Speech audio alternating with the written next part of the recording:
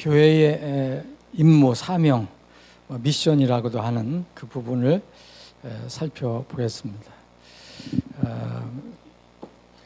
우리 기존의 세상에서 가르치는 거라든지 그런 굳어진 개념이 아니라 성경에서 가르치는 교회는 주님의 교회라고 분명히 되어 있고요. 사람의 교회가 아니고 주님께서 내 교회를 세우신다고 했으니까 내 교회인데, 주님의 교회인데, 주님의 교회는 어떻게 되어 있느냐, 지금처럼 어떤 뭐에 이렇게 조직적으로 매여 있거나 속해 있거나 그런 것이 아니고 독립적으로 자치적으로 운영하는 교회라는 것을 성경은 분명히 가르쳐주고 있습니다. 그래서 이 독립적이고 자치적이라는 것은 그 교회에서 무슨 하나님께서 맡겨주신 모든 일, 사명을 그 교회에서 자치적으로 결정해서 시행하는 것을 의미합니다. 그래서 제일 먼저 우리가 교회의 사명에 대해서, 교회의 임무에 대해서 살펴볼 때 예수님께서 승천하시기 전에 세상에 복음을 전하라, 너는 가서 모든 민족들을 가르치라 그랬어요. 모든 피조물에게 복음을 선포하라. 이 일을 이제 어느 교회가 이제 본격적으로 담당을 하는데, 물론 이제 예수님께서 세우셨을 때 그 세우신 교회는 유대 땅에 있는, 특별히 이제 예루살렘에 있는 교회라고 보는데, 그 교회도 그런 일을 했지만 이제 예루살렘 교회가 한 일 중에서 구체적으로 지역 교회가 이렇게 하는구나 하는 것을 이렇게 우리가 살펴보는 것은 어렵고, 대신 이제 예루살렘 교회에서 연결된 예루살렘 교회가 세운 교회라고 볼 수 있습니다. 왜냐하면 예루살렘 교회에서 사역자를 거기 보내서 거기서 교회를 시작하게 했기 때문에, 이제 그 교회가 이제 주님의 그 교회의 임무, 사명을 수행하기 위해서 전 세계로 이 임무, 사명을 이제 수행하려는 그런 시도를 합니다. 그게 이제 안디옥 교회에서 시작을 하거든요. 자, 그래서 여러분들 사도행전 13장을 보시면, 오늘 아침 성경 구절은 1절 13장 사도행전 13장 1절로 2절 두 절 보겠습니다. 이제 안디옥에 있는 교회에 어떤 예언자들과 교사들이 있었으니 곧 바나바와 니게르라 하는 시므온과 구레네 루기오와 사분 영주 헤롯과 함께 자랐던 마나엔과 또 사울이더라. 그들이 주를 섬기며 금식할 때에 성령께서 이르시되 내가 바나바와 사울을 불러 시키는 그 일을 위하여 그들을 내게로 구별하라 하시더라. 여기에 보면 이제 안디옥 교회에서 어떤 일을 이제 했는가, 그것이 나오는데, 여기에 나오는 사울이라는 것은 바울을 얘기하는 거거든요. 바나바와 사울은 처음에는 같이 사역을 했습니다. 이 사울, 곧 바울이 어떻게 해서 하나님을 만나서 구원을 받고 이제 하나님의 명령, 주님의 명령을 따라서 사역을 시작하게 됐는지는 사도행전 9장에 나와 있죠. 예루살렘 교회에 이제 베드로를 비롯한 다른 사도들이 이제 이끌어 갔고, 이제 사도행전 9장에서 보면 바울 사도가 탄생하는 게 나옵니다. 사울이 유대 그 히브리인 바리새파 지도자였던 사울이 이제 사도행전 9장에서는 예수님을 만나서, 극적으로 만나서 예수님의 제자들을 오히려 핍박하려고 하다가 예수님 만나서 이제 변화되는 모습이 사도행전 9장에 나와 있는데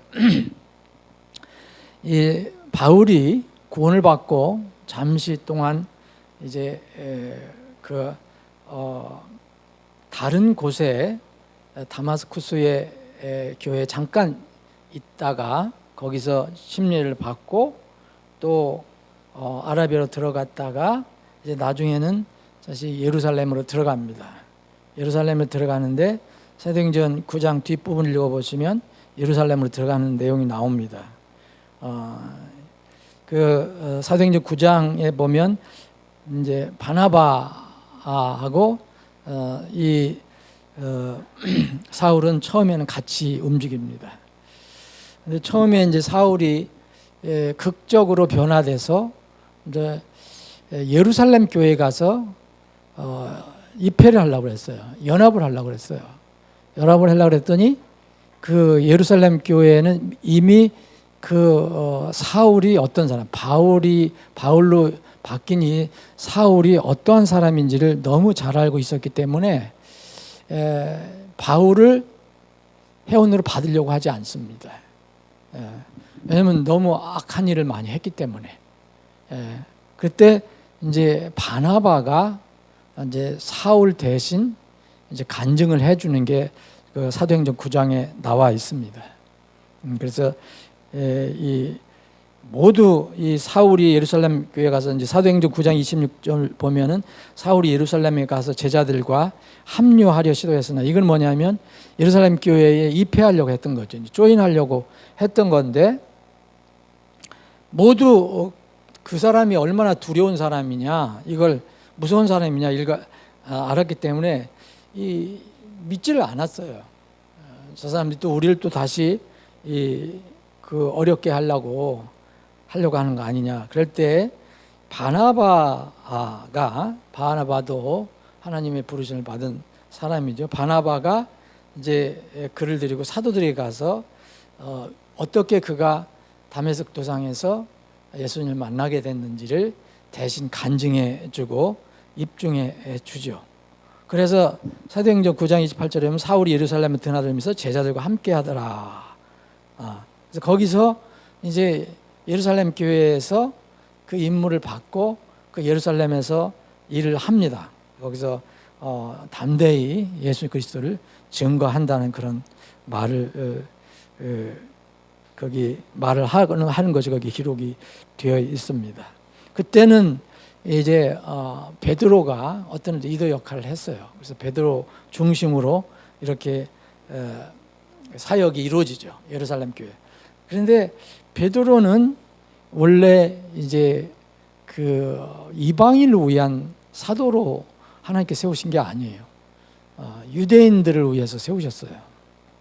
근데 바울은 주님께서 이방인들을 위한 사도로 세우셨다고 그랬어요. 그러니까 복음을 전하는 것은 똑같은데 그때 당시에 예루살렘 교회를 중심으로 한 유대인들을 위해서 율법을 가지고 있는 유대인들을 위해서 복음을 전할 사람으로는 리더로 베드로를 세우셨다는 거죠.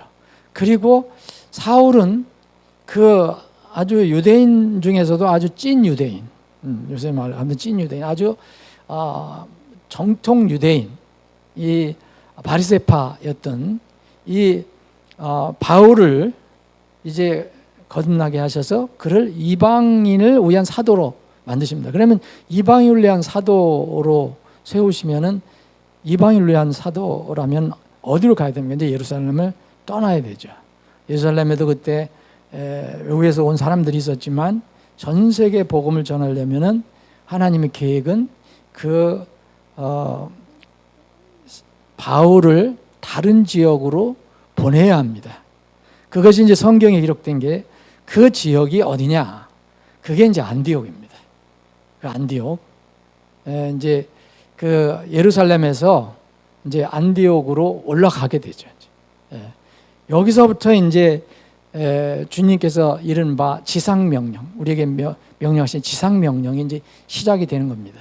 그래서 바울 사도가 여기에서 터를 잡고 거기 본부로 삼고 우리가 아는 것처럼 이제 그 3차 선교 여행하고 마지막 로마 여행까지 해서 생을 마감하게 되죠. 그래서 그 전 세계 지상 명령을 수행하는데 중요한 역할을 한 교회가 그 시작점이 바로 안디옥 교회입니다. 안디옥 교회. 그래서 오늘 이 사도행전 13장 1절 2절에 거기 안디옥에 있는 교회에 예언자들이 있었다. 그리고 교사들이 있었다. 근데 거기에 이제 사울이 어디서 왔습니까? 어디서 왔습니까? 이 바나바하고 사울은 예루살렘에서 올라왔거든요. 유대 지방에서 올라왔거든요. 그래서 이 사람들 중에서 이 사울과 바나바를 따로 분리시킵니다. 그러니까 하나님 계획 가운데서 이 두 사람을 이제 이방인을 위한 복음 사역자로다 이제 세우시는 내용이 여기 나옵니다. 나중에 이제 바나바는 이제 바울과 같이 함께하지 않고 이제 이 페니키아 르브로 그쪽으로 가고 키프로스로 가고 이 사울은 계속해서 위로 올라가게 됩니다. 이 안디옥 교회가 그래서 교회사적으로 보면 선교 전도 사명을 이제 시작하는 아주 중요한 역할을 했다. 그럼 여기서 보세요. 지금 우리가 오늘 보는 것은 교회의 임무인데, 교회의 사명인데, 이 교회의 임무, 사명, 미션은 어떤 특별한 조직이나 교단이나 어떤 종교 단체로부터 오는 게 아니에요. 이것은 하나님께서 한 지역교회를 통해서부터 시작하셨어요. 근데 지금도 마찬가지입니다. 지금도 어떤 이 선교 사명은 어떤 종교 교단이나 조직에서 하는 게 아니에요. 물론 그 하는 거 뭐 나쁜 거 아니죠. 그러나 하나님께서는 그 교단에 그걸 시키시지 않으셨어요. 신약교회에는 신약 성경에는 교단이라는 것도 없고 그래서 전부 이렇게 지역교회에 주님께서 이것을 맡기셨다. 그러니까 지역교회의 역할이 중요하다. 지역교회는 그래서 독립적이고 자치적으로 운영되는 그런 교회여야 된다. 그래서 그걸 보면 여기서 보실 때 안디옥에 있는 교회가 거기에 지도자들이 있었는데 당시는 이제 예언자들이 있었잖아요. 성경이 완성되기 전까지는 예언자들이 불려진 대언자라고도 불리는 예언자들이 있었고 또 에베소 3장에 나와 있는 이제 교회는 사도들과 함께 뭐가 있었느냐면 그때 당시에는 교사들이 있었어요. 교사들. 목사와 교사가 있었어요. 목사와 교사를 같이 보기도 하는데 이 교사들 성경을 가르치고 인도해 주는 그런 사람들이 있었습니다. 여기에 5명이 있었거든요. 여기 안디옥 교회에 바나바는 사울과 같은 팀이었었죠. 아마 바나바가 여기서 리드 역할을 했는가 봐요. 이 시몬, 루기오, 그리고 마나엔, 사울 이 사람 중에서 하나님께서 이 두 사람을 이렇게 성별시킵니다. 성별이라는 것은 따로 하나님의 목적을 위해서 따로 떼어놓는 걸 얘기하죠. 그래서 성령께서 직접 말씀하시죠. 그들이 주를 섬기며 금식할 때 성령께서 이르시되 바나바와 사울을 불러 시키는 그 일을 위하여 그들을 내게로 구별하라. 성령 하나님께로 구별하라 이거예요. 따로 이제 내가 일을 맡기겠다. 이게 이제 안디옥 교회입니다. 안디옥 교회. 그러면 3절 보세요. 이에 그들이 금식하고 그들은 누굽니까? 안디옥 교회예요. 안디옥 교회. 안디옥 교회에 있는 이 사람들이 특히 그 지도자들이 금식하고 기도하면서 그들 위에 안수한 후에 그들을 파송하더라. 안디옥 교회가 이렇게 두 사람을 따로 분리해서 이 사람들을 이렇게 안수하고 이 교회 명으로 파송을 합니다. 이게 이제 사도 바울이 선교 시작의 첫 시작점이 됩니다. 그래서 처음에는 이제 키프로스로 갔다가 계속해서 이제 올라가잖아요. 그 과정이 있는데 이런 것을 통해서 우리는 지역 교회의 굉장히 중요한 기능, 임무를 알게 됩니다. 절대 성경은 어떤 지역 교회를 떠나서 어떤 조직을 만들어서 종교 조직을 만들어서 거기서 하는 것이 아닙니다. 이제 이 시대는 그게 많이 이제 성경과 다르죠. 이 시대는 일반 교회에서는 거의 뭐 교단에서 모든 걸 결정하잖아요. 교단에서 선교사들도 교단에서 파송하는 겁니다. 개교회에서 파송하는 것보다도 개교회에 소속이 됐더라도 교단 소속으로 나가잖아요. 여러분 현장 선교 지역에 가보면 뭐 장로교 선교사님, 뭐 감리교 선교사님, 무슨 순복음교회 선교사님 이렇게 얘기하잖아요. 근데 성경에는 그런 건 없어요. 어느 한 지역 교회가 파송을 하는 겁니다. 지역 교회가 결정해서 지역에서 안수해서 해서 파송합니다. 그래서 우리 교회도 뭐 우리 교회뿐만 아니라 미국에 있는 독립침례교회든 어느 독립침례교회는 성경을 믿는 교회는 다 각자 교회에서 결정해서 선교사를 파송하거나 다른 교회에서 파송한 선교사를 지원하거나 이렇게 하는 거예요. 조직이 어떤 특별한 교단에 소속되어 있는 것이 아닙니다. 이게 이제 우리 성경에서 말하는 교회의 이제 임무라는 것을 알 수가 있습니다. 자, 그러면은 이제 교회가 지역 교회가 이런 것을 하는 거에 대해서 이것을 이제 교단을 가지고 있는 사람들이라든지 이런 사람들은 그 지역 교회에 약하고 문제가 생길 수도 있고 뭐 이런 얘기를 합니다. 그런 면도 없지 않아 있겠죠. 이거 효과적이지도 않고 뭐 교단에서 일률적으로 탁 한다든지 해야 되는데 개교에서 하니까 개교의 나름대로 하는데 또 혼란스러운 것도 있고 통일이 안 되는 것도 있고 뭐 그런 얘기도 하지만 그럼에도 불구하고 성경은 그 지역 교회에서 책임지고 하라고 말합니다. 그런데 지역 교회에서 할 때 우리가 주의해야 될 것은 우리 교회에서 우리가 만약 여러분들이 선교사 지난번에 파송할 때도 이정입 선교사 파송할 때 제가 파송한 게 아니고 여러분들이 곧 우리 교회가 안수를 주고 파송한 거 아니에요. 그러면 우리가 마음대로 그것을 하는 건가? 아니면 어떤 특별한 사람이 그걸 지도를 해서 하는가? 물론 리더가 필요하겠지만 여기는 원칙이 하나 있어요. 원칙이 순서가 있습니다.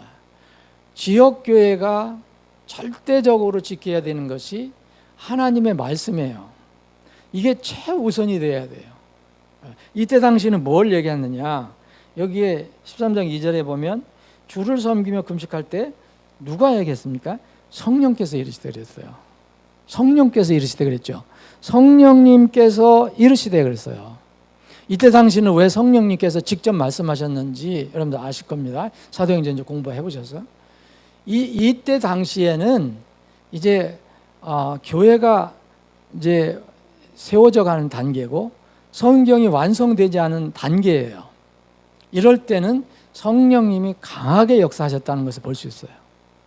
구약에는 아버지 하나님이 거의 뭐 거기에 예수 그리스도도 들어가 있지만 거의 아버지 하나님이 역할을 하시고요.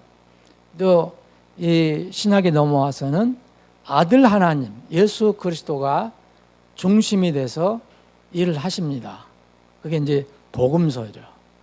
그리고 나서 예수님께서 이제 죽으시고 부활하셔서 이제 승천하신 뒤에는 이제 누가 이제 주님께서 올라가시는 버렸어요. 내가 우로자 성령을 보내주겠다.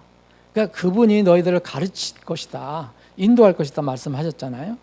그래서 이때 당시는 이제 성령님이 강하게 역사하셨어요. 여러분들 사도행전 그런 걸 모르면 이해가 안 됩니다. 그래서 사도행전 앞에 보면은 하나님의 천사가 나타났고 주의 천사가 나타나기도 하고 성령님이 강하게 역사하시기도 하고 물론 하나님이라고 나오는 경우도 있어요.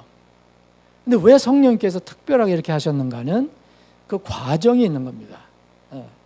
이게 경륜적으로 과정이 있어요. 근데 나중에 점점 이제 사도행전이 끝나갈 때쯤 보면, 그리고 이제 서신서에 보면은 나중에 이제 성령님이 이렇게 직접적으로 관여하고 역사하는 내용이 점점 줄어들어요. 왜 그렇습니까? 이것은 성경이 완성되어 가고 있었거든요. 성경이 완성되어 있잖아요. 그러니까 성경이 완성됐으니까 이제는 하나님 말씀이 성령님이 직접 뭘 가르치고 말하라 이렇게 하지 않아도, 이렇게 하라 저렇게 하지 않아도 하나님 말씀이 이제 근거가 됩니다. 그래서 지금 이 시대는 성령님이 역사하시는 교회 시대지만 그 기준은 성령님의 지금도 음성을 들으려고 하지 말고 하나님 말씀을 통해서 들으려고 해야 됩니다. 이때 당시는 성경이 완성되지 않았거든요. 그러니까 있었던 건 구약 말씀이 대부분이었고, 뭐 복음서 조금 있었을지는 모르겠어요. 근데 그 유통도 안 돼 있었고. 근데 그러니까 성령께서 역사하셔서 뭐 구약 말씀도 인용하시고 주의 천사가 나타나기도 하시고 그러죠. 근데 지금은요, 절대 그걸 따르면 안 됩니다. 지금도 성령님이 뭐 음성을 들려주셨느니, 성령께서 나에게 얘기하시니, 이거는 정말 퀘스천이에요. 저는 어떤 사람이 개인적으로 그렇게 얘기한다고 하는 것을 본인이 그렇게 경험했다고 그러니까 제가 뭐 부인할 수 없잖아요. 제가 그 경험한 게 아니니까. 그런데 성경을 근거로 해보면 상당히 문제가 있어요. 그런 퀘스천이 있어요. 지금은 하나님께서 하나님의 말씀, 곧 예수 그리스도를 통해서 계시해 주신 그 말씀을 가지고 얘기하십니다. 그래서 지금 이 시대에 우리 지역교회가 자치적으로 독립적으로 운영이 되더라도 제일 중요한 것은 어떤 목소리 큰 사람, 좀 뭔가 기가 센 사람, 이런 사람들이 교회를 끌고 가는 게 아닙니다. 뭐가 교회의 기초가 되야 합니까? 지난주에 살펴보면 교회의 닷과 돛도 무엇입니까? 교회의 닷은, 그 앵커라는 것은, 흔들리지 않게 하는 것은 바로 하나님의 말씀입니다. 그래서 말씀의 이 교회, 지역교회는 제일 중요해요. 물론 이것을 이렇게 해석하고 저렇게 해석하냐 문제가 있는 경우도 있지만, 그래도 그 말씀이 기초가 되어야 됩니다. 여기는 성령께서 이르시되 그랬잖아요. 그를 하나님께서 이렇게 정해주신 방법, 지금은 성령께서 우리에게 알려주시지 않지만 이미 성경에 다 기록이 돼 있어요. 그럼 우리가 이제 이 선교를 한다, 사역자를 파송한다, 그러면 어떻게 해야 됩니까? 이 방법을 하는 거예요. 우선 뭡니까? 우리가 자치적으로, 겉으로 볼 때는 우리가 자치적으로 하고 우리가 안수해서 보내지만 그 이면에 뭐가 있습니까? 하나님, 성령께서 하신 말씀이세요. 하나님의 말씀이 있는 거예요. 그래서 우리는 하나님 말씀에 이게 맞는가, 하나님 말씀을 근거로 해서 모든 시행을 해야 돼요. 거기서 하나님 말씀과 어긋나는 거라든지 하나님 말씀 따르지 않는 것이라면 우리는 그거 타협하면 안 됩니다. 그거 아쉬워할 것도 없어요. 그건 버려야 됩니다. 그래서 우리는 이 선교 사역을 지금 하더라도 절대로 하나님의 뜻인 하나님 말씀에 따라서 이것이 운영이 된다. 근데 이미 지역교회가 어떻게 운영돼야 하는가는 이미 이 완성된 계시 안에, 하나님 말씀 안에 거의 다 들어가 있습니다. 인간 대 인간의 갈등 문제까지 성경은 다 기록해 놓고 있어요. 어떻게 하라. 근데 그걸 우리가 따르지 않는 것 뿐이에요. 다 돼 있어요. 그리고 교회 어떻게 하라. 뭐 예를 들어 교회는 이 사역자를 어떻게 임명하고 그 사역자는 어떤 사람이 돼야 하고, 이런 너무 소상히 기록되어 있어요. 근데 이때 당시는 이게 기록이 되지 않았었어요. 근데 지금은 이 지역교회가 자치적이고 독립적이라 하더라도 외부에서 보는 도대체 교회가 왜 독립적이냐, 지역교회냐, 하나가 이렇게 교단으로 뭉쳐야지. 거기서는 교단에서 지정한 거, 교단에서 가르치는 거, 교단의 규율, 이거 있으니까 편하긴 편하죠. 그대로 하면 되니까. 근데 성경은 그렇게 얘기하고 있지 않거든요. 근데 우리를 때로는 이제 그 교단 쪽에서 얘기할 때 보면 각자 뭐 자기들 마음대로 하고 이 교회 저기 하고 저기 해. 그런 게 아니에요. 근데 우리가 그런 우에 빠질 수는 있으니까 주의해야 돼요. 그러나 우리는 각자 지역교회에서 섬기더라도 이 하나님 말씀이 근거가 있는 거예요. 근거가. 어떤 실행 문제는 다를 수가 있죠. 뭐 예배를 몇 시에 드리느냐, 뭐 순서를 어떻게 하느냐, 뭐 이런 거 여러 가지 실행 문제는 다를 수가 있지만 기본적으로는 어떻게 해야 된다는 것이 성경에 다 나와 있습니다. 사도행전부터 이 서신서에서부터 마지막 계시록까지, 계시록에도 이 7 교회에게 편지를 주셨잖아요. 이런 걸 다 종합해 보면 이제 이런 건 원칙이 뭐예요? 하나님 말씀, 곧 이때는 성령께서 하신 말씀, 인도하신 대로 사람이 결정하기 전에, 안수하고 파송하기 전에 먼저 뭐가 있었습니까? 하나님 말씀이 있었던 거예요. 이건 절대 원칙입니다. 그 다음에 이제 그 하나님 말씀을 근거로 해서 우리가 자치적으로 어떤 사람을 선정하고 또 안수를 주고 파송하는 거예요. 근데 겉으로 보기에는 저 사람들이 자기들이 이렇게 해서 보냈다라고 생각할 수밖에 없죠. 우리는 철저하게 하나님 말씀을 앞에 세워야 된다. 성령께서 이때 성령께서 파송한 것인데 그 성령께서 파송하라는 내용을 이 사람들이 안디옥 교회가 그것을 받아서 파송한 거예요. 그러니까 하나님께서 파송한 것도 되고 이 안디옥 교회에서 파송한 것이 된 겁니다. 우리가 이정엽 선교사를 파송한 건 먼저 하나님께서 그 이정엽 선교사를 감동감화시켜서 거길로 너 가라라고 했기 때문에, 그걸 먼저 있었기 때문에 우리는 그것을 알고 그 고백을 듣고 우리는 하나님 말씀을 근거로 해서 그 선교사를 파송한 거예요. 이게 성경적인 가르침입니다. 그러니까 하나님께서 파송한 것이 되고 우리 교회가 파송한 것이 되는 겁니다. 그래서 이 각 지역 교회는 이것이 아주 중요한 특성이 되어야 된다. 절대 한 사람이 이 성경 말씀을 떠나서 독단적으로 교회를 끌고 가면 안 된다.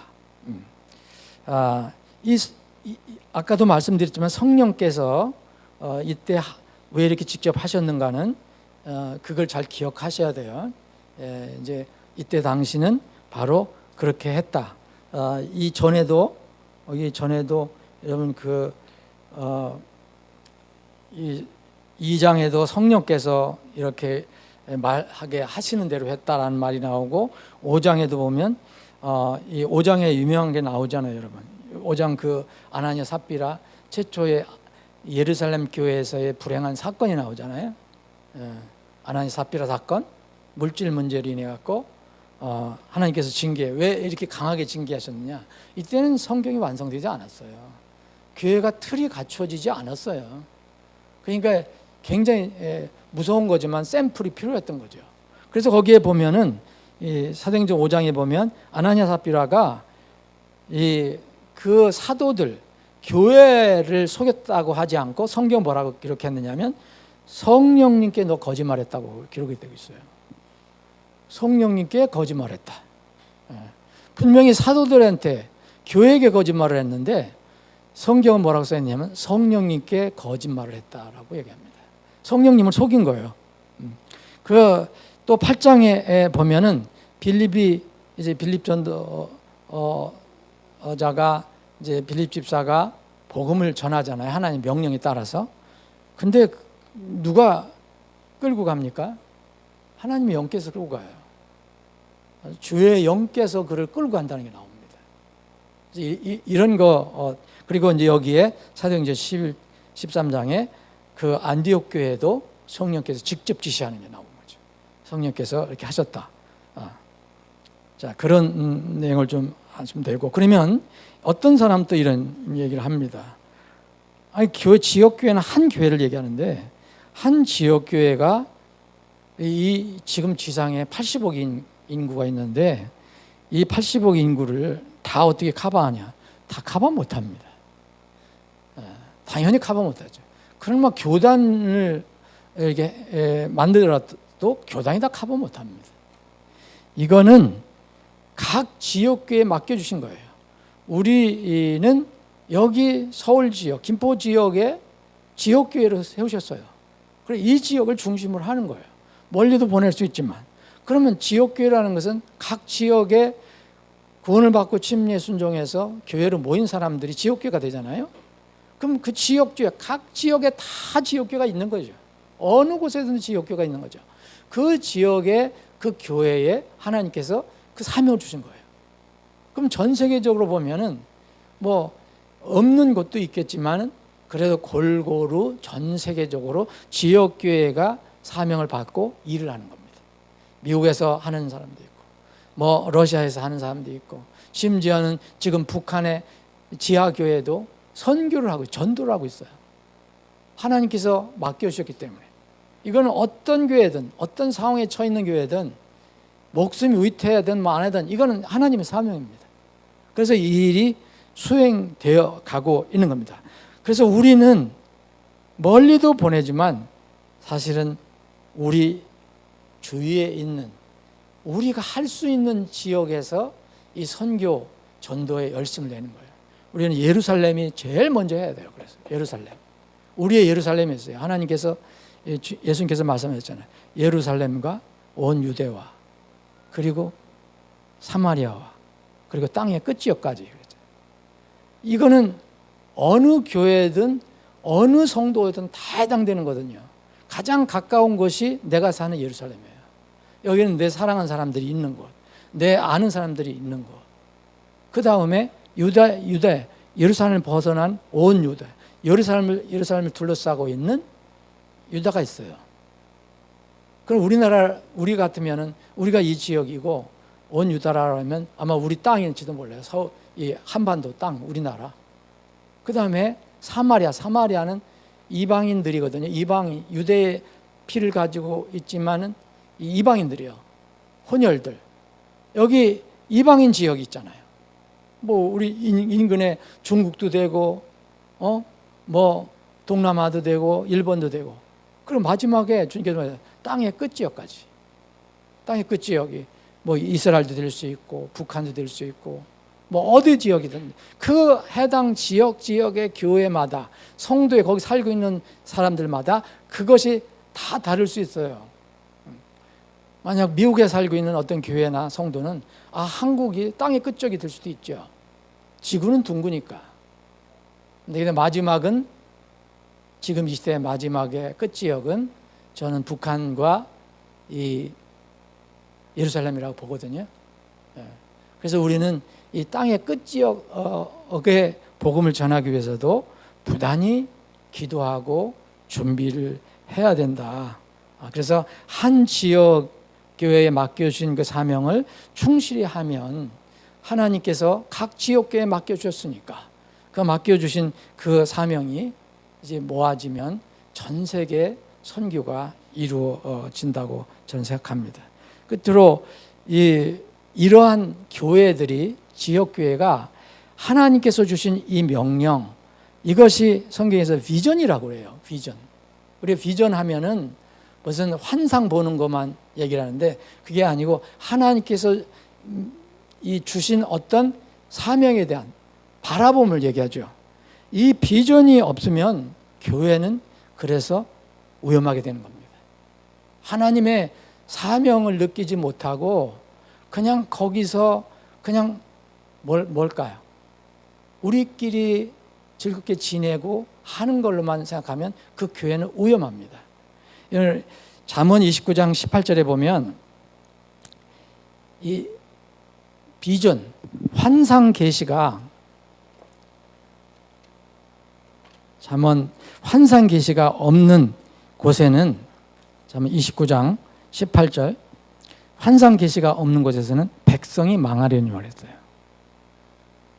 여기서 환상 계시라는 것은 비전이라는 것은 하나님께서 우리에게 주신 미래 소망에 대한 어떤 말씀이에요. 이것이 없는 백성은 망하게 됩니다. 이 나라 이 민족이 이게 없으면 결국 나중에 다 망해요. 근데 이 비전을 가지고 있는 민족은 끝까지 살아남아요. 스가랴서에 보면 이스라엘은 살아남지만 거기 남는 민족도 나와요.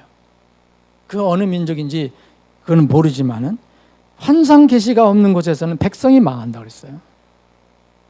근데 법을 지키는 자 그는 행복하니 그랬어요. 여기서 법은 하나님 말씀이죠. 그래서 환상 계시가 하나님 말씀이라는 걸 알 수 있는 거예요. 그냥 무슨 이상한 신비적인 방법으로 뭘 보고 듣고 이걸 얘기하는 게 아니라 하나님께서 우리에게 말씀으로 주신 것, 이 말씀으로 주신 이 사명, 소명, 이 소명은 분명히 우리가 개인적으로 가지고 있는 개인적인 야망보다 앞서야 됩니다. 그런데 개인적인 야망이 이제 앞서면 교회는 어려워지는 거예요. 전부 내 야망은 내려놓고 내 욕심과 야망은 내려놓고 오직 하나님의 말씀, 그 비전만 살아 있어야 됩니다. 그 교회는 튼튼해지고 그런 교회는 수에 불과하고 하나님께서 들어서 귀하게 쓰십니다. 여러분과 저의 비전은 무엇입니까? 우리 서울제일침례교회 비전은 무엇입니까? 이 특히 마지막 때 이 비전을 이제 늘 기억하고 잊지 않기를 바랍니다. 아버지 하나님, 오늘도 저희들에게 믿음을 주셔서 하나님께 모여서 말씀을 나눌 수 있는 기회를 갖게 하셔서 감사합니다.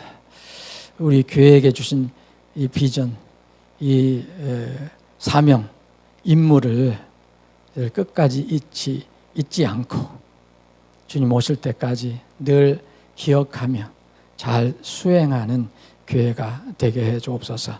이 시간 이후에 모든 절차를 주님의 손에 의탁하옵고 거룩하신 예수님의 이름으로 기도합나이다. 아멘.